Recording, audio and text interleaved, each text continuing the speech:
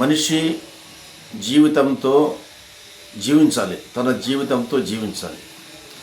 కానీ తన జీవితంతో జీవించకుండా ఇతరుల జీవితంతో జీవిస్తావు. అక్కడే రాంగ్ స్టెప్ పడేది, అక్కడే పప్పులో కలిసేది. అంటే ఇతరుల జీవితంతో జీవించకుండా జీవించవచ్చు, కానీ పూర్తిగా నీ జీవితాన్ని మరచి పక్కన పెట్టి నువ్వు ఇతరుల జీవితాలతో జీవిస్తూ ఉంటావు. That is wrong. నువ్వు భూమిపైకి జీవనం చేసుకునేది నీతో నువ్వు జీవించేకి వచ్చావా, ఇతరులతో జీవించేకి వచ్చావా? నిన్ను నువ్వు రిపేర్ చేసుకోవడానికి వచ్చావా? ఇతరుల జీవితాన్ని రిపేర్ చేసే మెకానిక్ షాప్ మేనేజర్ వారివి ఏమైనా కాదు. నీ జీవితాన్ని జీవిస్తూ ఆస్వాదిస్తూ నీ అజ్ఞానాన్ని పోగొట్టుకుంటూ నీతో నీవు జీవించడానికి జీవం తీసుకున్నావు. అక్కడ ఆగాలి. నీతో నువ్వు ఎలా జీవించాలో నీ ప్రణాళిక రూపొందించుకో. మరి నాతో నేను జీవిస్తున్నావు, కానీ నీకున్నటువంటి 24 గంటల్లో లేదా 365 రోజుల్లో, సంవత్సరంలో, లేదా 60, 70 ఏళ్ళ 80 సంవత్సరాల నీ ఆయుష్లో అత్యధిక భాగం ఇతరులతో జీవిస్తున్నావు. కాబట్టి అది సరైన విషయం కాదు. నీతో నువ్వు జీవించు. నేను ఎందుకోసం వచ్చాను, ఏం ఆస్వాదించేకి వచ్చానని. ఇంత విశాలమైన ప్రపంచం ఉంది, ఇంత విశాలమైన ప్రకృతి ఉంది, ఇంత విశాలమైన పంచభూతాలు ఉన్నాయి. ఈ పంచభూతాలతో ఎప్పుడే జీవించావా?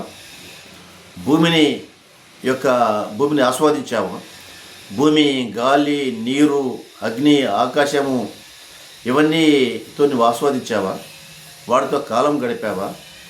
బయట చెట్లు, అడవి, జంతువులు, వృక్షాలు, సూర్యుడు, చంద్రుడు, నక్షత్రాలు వీటేమైనా గమనించుకుంటూ పోయావా? పున్నమి రాత్రిని గమనించావా? తెల్లటి వెన్నెలను గమనిస్తూ 1 గంట సేపు కాలం గడిపావా? అమావాస్య చీకట్లో నక్షత్రాల యొక్క కాంతిని గంట, అరగంట, 2 గంటలు చూస్తూ తదేకంగా జీవించావా? జీవించలేదు. వాటిని ఆస్వాదించు. పక్షులు, జంతువులు, వాటి కిలకిల రావాలు, నదులు, సముద్రాలు. నీ పక్కనే నది పోతుంటుంది, నువ్వు నది పక్కన నిలబడి ఉంటావు, నువ్వు నదిని గమనించవు. నీ పక్కన కొండ ఉంటుంది, పెద్ద పెద్ద గుండ్లు, రాళ్ళు, చెట్లు, చేమలు ఉంటాయి. తదేకంగా కొండ యొక్క ఆకృతిని, కొండ యొక్క నిర్మలత్వాన్ని, నది ప్రవహించే నది యొక్క నిర్మలత్వాన్ని, ఆకాశంలో నక్షత్రాలు మెరుస్తుంటే వాటి కాంతిని, పున్నమి యొక్క వెన్నెల కాంతిని, సూర్యుని యొక్క ఎండను గమనించావా? గమనించలేదు. అంటే వాటితో నువ్వు జీవించలేదు. ప్రకృతితో నువ్వు జీవిస్తే నీ జీవితాన్ని 100% జీవించినట్లే.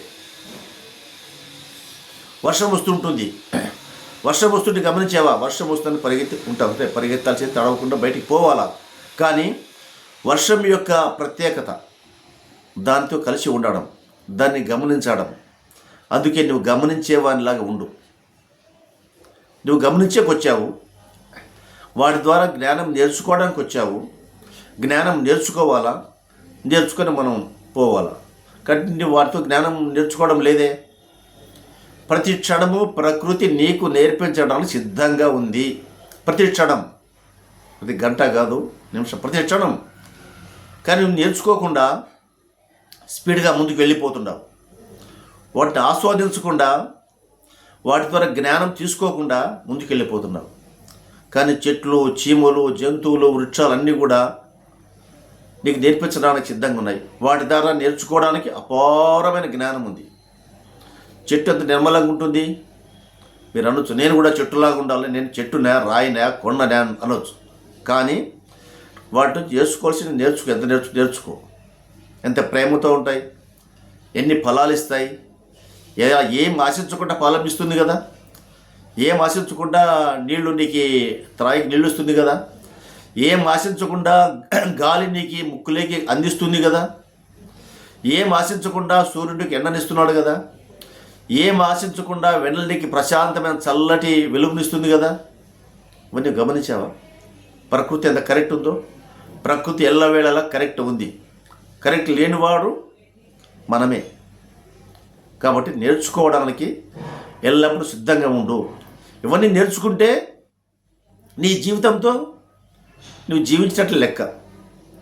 ఇవన్నీ నేర్చుకోకపోతే నువ్వు జీవించని మనిషిగా ఒక డెత్ లైఫ్, మరణిస్తున్న జీవితం. కొంతమంది అంటారు, ఏం సార్ జీవితం ఎలగడుతున్నా సార్, ఇట్లే కాలం గడుపుతున్నా అంటారు. కాదు, కాలం గడిపేది కాదు, బతుకుతున్నాం సార్. బ్రతకడం కాదు, బ్రతకడం వేరు, జీవించడం వేరు. బ్రతకడం అంటే యాంత్రికంగా తింటూ పోతూ ఉండడం. జీవించడం అంటే దాంట్లో నిమగ్నం కావడం, దాన్ని ఆస్వాదించడం, దాని టేస్ట్ చూడడం, దాని రుచిని చూడడం. ఇది జీవించడం అంటే. ఇవంతా ఎప్పుడు వస్తాయి? నువ్వు ధ్యానం చేస్తే వస్తాయి. శ్వాస మీద ధ్యాస పెట్టి గమనిస్తూ కూర్చో. శ్వాస మీద ధ్యాస పెడితే నీకు అన్ని గమనంలో వస్తాయి. రోజుకు గంట, అరగంట, 10 నిమిషాలు, 15 నిమిషాలు, 20 నిమిషాలు ఎప్పుడు సమయం దొరికితే అప్పుడు నువ్వు ధ్యానం చేయి. ఆ ధ్యానం ద్వారా నీకు జ్ఞానోదయం వస్తుంది. ధ్యానం చేస్తే ఏమొస్తుందంటారు? ధ్యానం చేస్తే జ్ఞానం వస్తుంది. వస్తే ఏమొస్తాయి? జ్ఞానం వస్తే సకలం వస్తాయి. సర్వభోగకారిణి, సర్వ సంపదలు వస్తాయి, సర్వ తెలివి వస్తుంది. ఏది ఎట్లా చేయాలా, ఎప్పుడు చేయాలా, ఎందుకు చేయాలా, ఎంతసేపు చేయాలా, ఎవరితో ఎట్లా వ్యవహరించాలా, వ్యవహార శైలి, మాట, భాష, తీరు, బంధాలు, కుటుంబ వ్యవహారాలు, వ్యాపారము, టోటల్గా రాజకీయాలు అన్నీ వస్తాయి ధ్యానం చేసి. రాందంటే ఏం లేదు, నీలో వాక్ శుద్ధి పెరుగుతుంది. కాబట్టి ధ్యానం చేస్తే నీతో నీవు జీవిస్తావు అనేది మనం నేర్చుకోవాలి. మళ్ళీ కలుసుకుందాం.